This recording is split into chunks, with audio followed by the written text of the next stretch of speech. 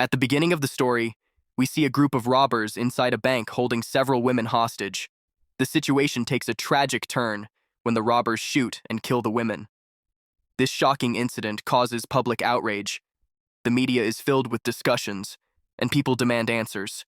Who was responsible for this horrific crime? The case is assigned to Tadeusz Gadach and Alexandra Janica, two skilled investigators. They arrive at the bank and begin their investigation. Catching the criminals is not easy. But for Gadach, who has been doing this job for 50 years, solving cases like this is second nature. As they look for clues, they discover that the criminals left a car behind in a hurry. This raises a crucial question. Why would the robbers abandon their car like this? While searching the bank, Gadach notices blood in the ventilation system. Upon further inspection, they find a dead body inside. They then check the bank's security footage, but realize that all the tapes are missing. They discovered that the person who turned off the security system was none other than the bank manager. When questioned, the manager explained that the alarm had been malfunctioning, ringing repeatedly at night. The police had already come twice due to false alarms, so he decided to shut it down. As they investigate further, they identify the body in the ventilation system. It belongs to a security guard. However, that particular guard was not supposed to be on duty that night. Kacper Surmiak, the usual security guard, should have been there instead. But why was the other guard covering for him? Meanwhile, investigators find something unusual inside the bank: a cake. When Gadach asks about it, Sylvia, a bank employee, explains that it was the cashier's birthday. Her colleagues, 3 of the women who were killed, had arrived at work early to surprise her. In the meantime, the families of the victims are shown grieving. One of them, a man named Morris, is seen crying while watching videos of his late wife, one of the women killed in the robbery.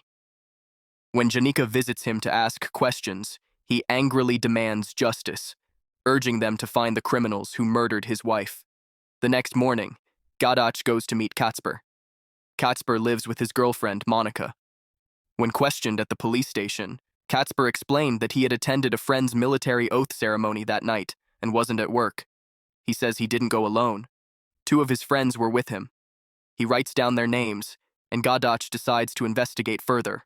The first friend, Bartosz, tells Gadach that they attended the ceremony but returned home by 10:30 p.m. because he needed to open his shop the next morning. The second friend, Marek, lives with his grandfather and makes a living hunting and selling animals. When questioned, Marek gives the same answer as Bartosz, stating that they were home by 10:30 p.m. After hearing this, Gadach considers whether someone so young could have committed such a serious crime. However, he remains skeptical. He decides to revisit Kacper and asks about the security guard who took his place that night. Kacper insists that he knows the man well and believes he would never be involved in such a crime. Soon after, Gadach observes a tense moment between Marek and another person. They are arguing. Kacper steps in to break up the fight. During the argument, Bartosz mentions that he needs money to expand his shop. Hearing this, Kacper warns him that they cannot use a certain amount of stolen money because it includes newly printed currency, which could be easily traced. At this moment, Marek suggests that they exchange the money for foreign currency, dollars and German marks. He claims to know someone who can handle the exchange. Kacper agrees to meet this person, but only if they can be trusted. From this conversation, it becomes clear that Kacper is involved in the crime. Gadach was right to be suspicious of him. Now he decides to keep a closer eye on Kacper. One day, Kacper visits his therapist, Maria, to talk about his thoughts and emotions. During their conversation, Maria asks him questions, trying to understand his mental state. Kacper was deeply worried about his younger sister, Ava. He had always visited her at an institution run by Alice, where children without families were sent to be cared for and later adopted. However, one day when Kacper went to see Ava, she was no longer there. Alice had given her to a new family.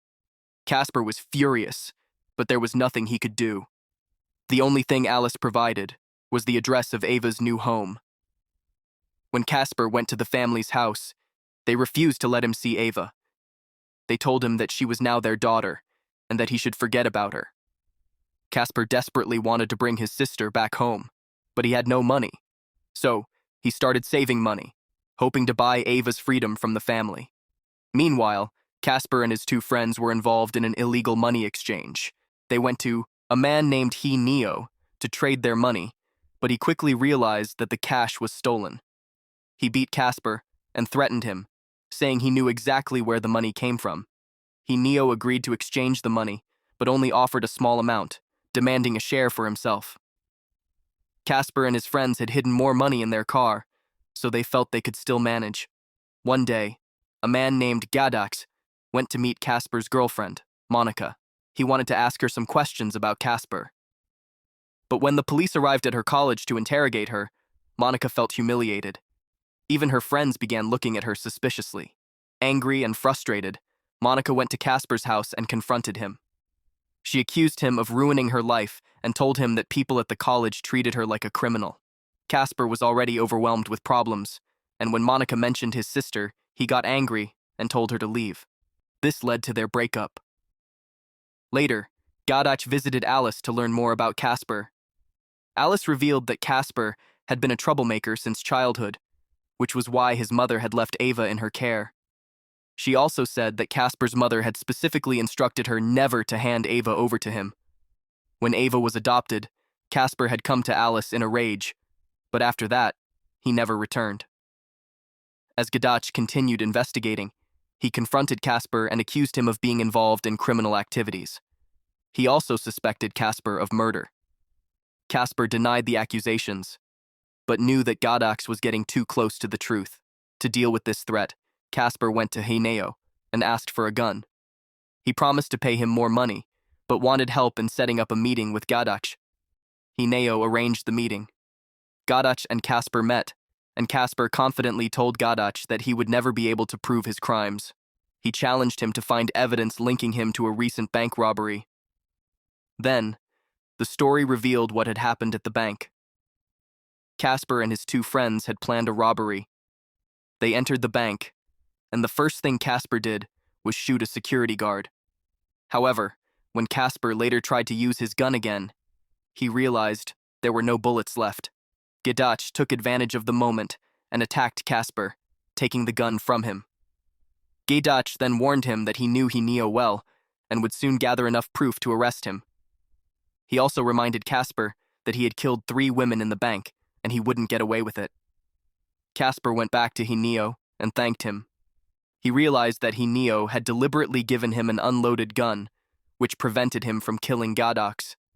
Meanwhile, Gadac continued his investigation and found a soldier who had information about Casper.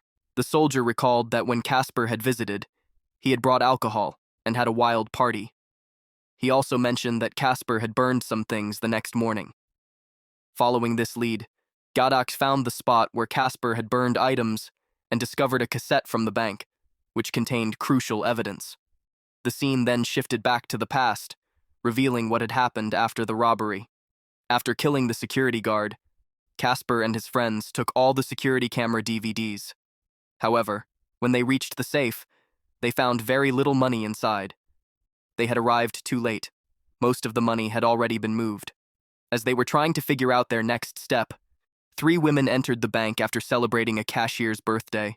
The robbers panicked, realizing they couldn't let the women go. The scene ended here, leaving it unclear what happened to them next. In the present, Bartosz went to the bank to meet his mother.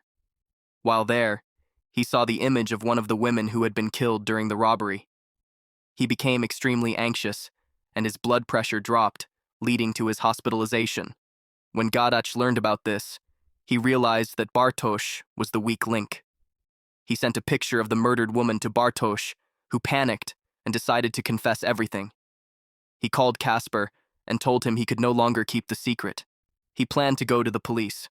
Casper, realizing the danger, decided to stop Bartosz. He tracked him down and tried to calm him, telling him to wait just 1 more month. But Bartosz refused.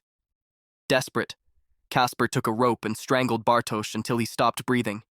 When the police arrived, it appeared that Bartosz had hanged himself. However, Gadac knew the truth. He confronted Casper's friend Marek and told him that Bartosz had been planning to expose the truth. Casper had killed him to keep him silent. Marek was horrified and called Casper a monster. He told him that he didn't deserve to have a sister like Ava. In a fit of rage, Marek took out a gun and aimed it at Casper. But when he pulled the trigger, he realized there were no bullets. Casper had already removed them and killed Marek. Police arrived, but Casper couldn't outsmart them again.